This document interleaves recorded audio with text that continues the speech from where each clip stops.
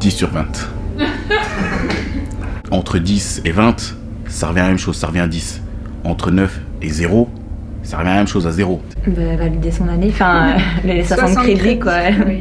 Déjà avoir ces 60 crédits. On n'a pas de crédit, on les valide pas ou on les valide. Au moins 45 crédits. Avoir son diplôme, parce qu'au final c'est ça qu'on leur demande. C'est avoir son diplôme et pouvoir faire ce qui nous plaît. C'est avoir 60 crédits. Oui. Obtenir tous ces crédits en une session, si on le peut, en 2 maximum, et essayer de ne pas traîner les cours qu'on a en première, en deuxième par exemple. La réussite, on n'a pas la même définition, nous les profs et les étudiants. C'est avoir tous les crédits à la fin de chaque année. En juin, c'est mieux, et en août, ça passe aussi. C'est avoir un regard réflexif, avoir une posture beaucoup plus réflexive par rapport à tout ce qu'on leur propose ici. Pour moi, c'est d'une part réussir ses examens, mais aussi vraiment comprendre la matière, quoi. C'est tout ça, c'est être à 100% dans son métier d'étudiant. Je dirais pas qu'avoir un diplôme c'est spécialement réussir parce qu'on peut apprendre plein de choses et c'est sa réussite personnelle. Si au bout de 2-3 mois après tes examens, tu te souviens enfin, je vais pas dire des grandes lignes, mais des éléments principaux de ton cours en tout cas, t'as réussi.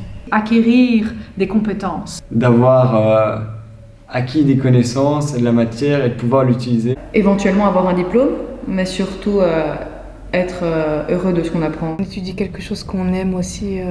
Je trouve que ça rend... Enfin, on sait plus facilement étudier et réussir. Réussir à s'adapter. Mais réussir, c'est vraiment pas baisser les bras face aux difficultés qui peuvent subvenir.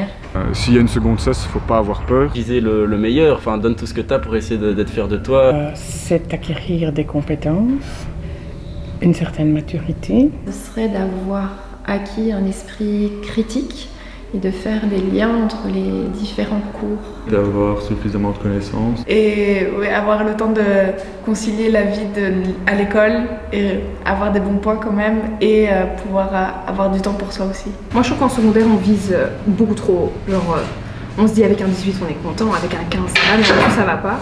Alors qu'à l'université, si t'as un 10, c'est vraiment la meilleure chose qui puisse t'arriver, franchement. C'est devenir un professionnel compétent.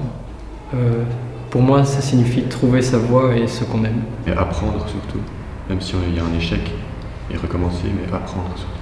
C'est aussi avoir trouvé notre voie, ce qu'on veut vraiment faire. C'est montrer que l'on est adulte. Comprendre déjà. C'est un peu plus compliqué, je trouve, c'est avoir les connaissances pour obtenir un emploi. Je crois que c'est surtout ça.